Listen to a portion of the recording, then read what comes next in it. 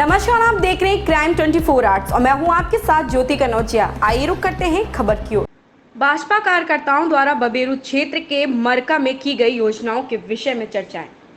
खबर जनपद बांदा से है, जहां पर भारतीय जनता पार्टी के कार्यकर्ताओं द्वारा जनपद बांदा के बबेरू विधानसभा क्षेत्र अंतर्गत मरका में महत्वपूर्ण विषयों तथा योजनाओं के मद्देनजर की गई चर्चा। आगामी चुनाव के बारे में पूछने पर बताया गया कि भारतीय जनता पार्टी आगामी आने वाले चुनाव में फिर से जीत दर्ज करने के लिए तैयार है और अन्य पार्टियों के लोगों द्वारा भारतीय जनता पार्टी के लिए मन में भ्रम उत्पन्न करने का कार्य किया जा रहा है और आगे हम सब लोग मिलकर हर गांव-गांव, गली-गली में जाकर अपनी पार्टी को और मजबूत करने का कार्य करेंगे। इस मौके पर धारा 370 प्रधानमंत्री आवास योजना, शौचालय, उज्ज्वला भवन, उज्ज्वला योजना, किसान सम्मान निधि और कई सारी योजनाओं के विषय में चर्चाएं की गई तथा बूथ जीतने के हेतु सभी कार्यकर्ताओं बंधुओं को विस्तृत रूप से जानकारी दी गई। विधानसभा के वर्तमान में प्रभारी श्रीमान संतोष सिंह जी और अपने फतेहपुर के किसान मोर्चा के जिले के महामंत्री पांडे जी और इस मरका मंडल के मंडल अध्यक्ष श्रीमान सोहन सिंह जी और इस विधानसभा के विस्तारक जिन्होंने अपना घर द्वार छोड़कर पार्टी के लिए अनवरत काम करने के लिए जो बीड़ा उठाया इस विधानसभा के लिए, ऐसे अपने प्रबंध द्विवेदी जी और इस मरका मंडल में जो मार्गदर्शन हम सब लोगों को हमेशा मिलता है, ऐसे अपने राजकुमार तिवारी जी, अपने इस पूर्व में मछुआरा प्रकोष्ठ के जिले के संयोजक रहे श्रीमान राकेश निषाद जी। प्रभारी जी, आज की इस बैठक का उद्देश्य क्या है? आज इस मरका मंडल की बैठक का जो प्रमुख उद्देश्य था, कार्यकर्ताओं के बीच में बैठकर कार्य समिति के रूप में जो हमारे कार्यकर्ता हैं उन सब के बीच में बैठ कर के संगठनात्मक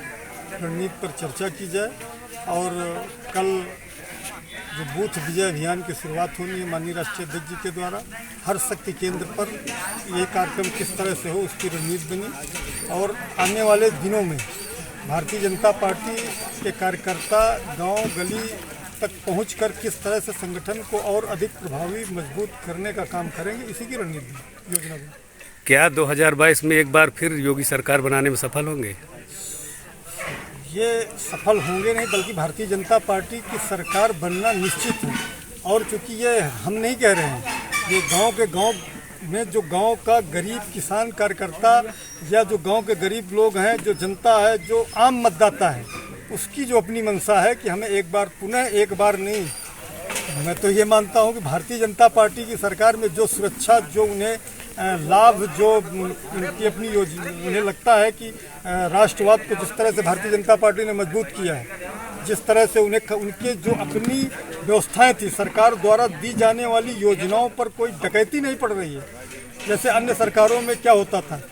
आज जो बेरोजगारी की बात करते हैं, हंसते हैं लोग, कहते हैं यही पढ़े लिखे बच्चों की नौकरी पर डकैती डालते थे और आज ये बेरोजगारी की बात करते हैं। यही खाद्यान्न पे, जो खाद्यान्न अभी जो अन्न महोत्सव भारतीय जनता पार्टी या केंद्र सरकार ने मनाया, भारतीय जनता पार्टी सरकार की योजनाओं को भारतीय जनता पार्टी बता देती है, तो जो मनाया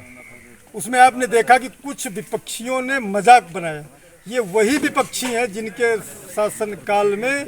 लाखों करोड़ के खाद्यान्न घोटाले हुआ करते थे। आज उन्हीं को लगता है कि अरे ये कैसे हो रहा है। उन्हें सरकार की नीतियों से दिक्कत नहीं है, उन्हें दिक्कत इस बात की इनकी नीतियों से जनता लाभान्वित हो रही है, जनता तक सीधे पहुंच रही है इनकी योजनाएं, और इन योजनाओं के पहुंचने का